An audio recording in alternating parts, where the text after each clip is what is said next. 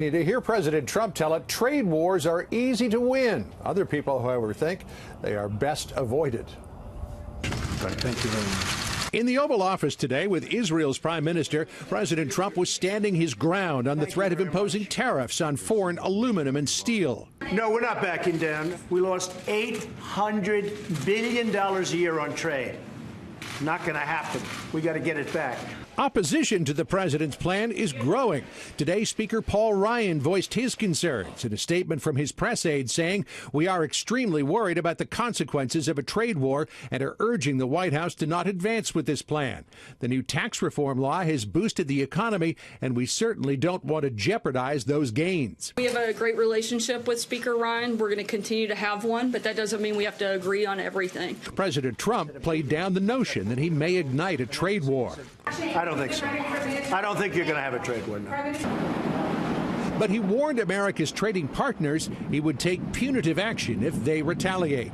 The European Union, we can't do business in it. And if they want to do something, we'll just tax their cars that they send in here like water. The president appeared to give America's closest neighbors a possible out, tweeting today, "NAFTA, which is under renegotiation right now, has been a bad deal for USA. Tariffs on steel and aluminum will only come off if new and fair NAFTA agreement is signed." President George W. Bush exempted Canada and Mexico from steel tariffs in 2002. Bush eventually dropped tariffs altogether in the face of punishing retaliation from U.S. trade allies.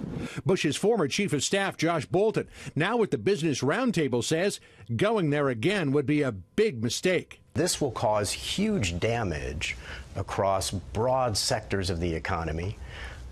You maybe will be able to give a little bit of help to the steel and aluminum industries.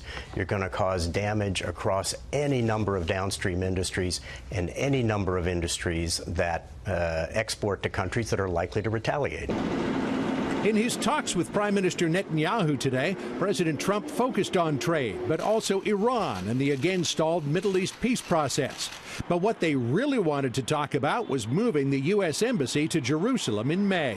Many presidents were discussing whether or not to make that decision, and they promised it in their campaigns, but they never were able to do what they should have done. So I was able to do it. Mr. President, this will be remembered by our people throughout the ages. But the president revealed today he was stunned by the price tag he recently received for the embassy move. They put an order in front of my desk last week for $1 billion. I said, $1 billion? What's that for? We're going to build an embassy. I said, we're not going to spend $1 billion. And we're actually doing it for about $250,000. So check that out. Now it's temporary, but it'll be very nice. $250,000 versus $1 billion. Is that good? Yeah.